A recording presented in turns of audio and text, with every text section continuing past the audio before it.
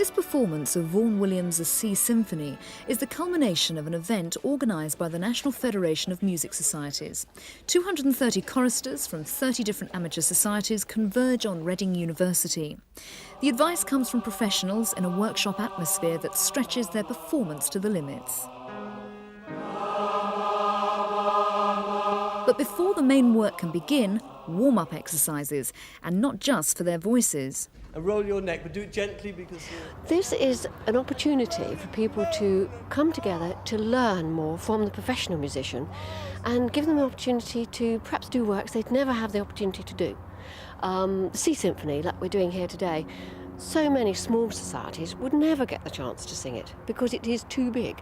And this brings them together to learn something and enjoy.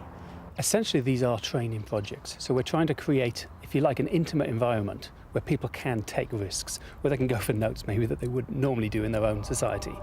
So in some ways, we need to create that intimate learning environment, which is why we've chosen not to have an audience.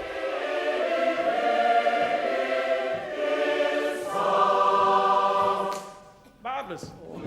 It's great to have a conductor who can make you laugh, but at the same time take the work very, very seriously and work really hard at getting it right.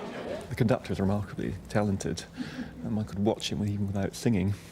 He's a comedian and I think a very good interpreter of the music, and he certainly brings out the best in the choir, so it's a very enjoyable, fulfilling sort of day. 1, 2. Don't wait for anything. You're expecting this orchestral boom. Okay, well, occasionally instrument players pass on, and sometimes there's moments like these, just when the choir needs them. When you make a mistake, you're allowed to laugh at it, learn from it and get it right next time, which is wonderful. I think the best way of actually teaching, basic points is to actually illustrate it with something hysterical. We had a moment today with the altos having to sing about lusty shipmates and captains, and we were just imagining them all as the Chippendales. With oiled muscles and dancing, and the light in their eyes, and they had good memories, I can tell.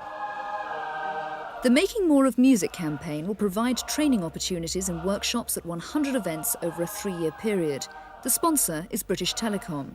The company as a whole changed its direction in sponsorship away from what might be called the elitism and professionalism to community-based sponsorships, and we've supported amateur theatre in the past, and it was quite natural that we should move on and upwards to amateur music. These days with recession and the way arts is now put with leisure in council services, and that inevitably means that more money goes to swimming pools than it goes to the theatre. Any help from anywhere to keep the finest tradition in the world going matters. Choirs taking part range from across the south, the Winchester Music Club and the Lymington Choral Society to name but a few. Now the scheme will move on around the country after the South's pioneering and triumphant event.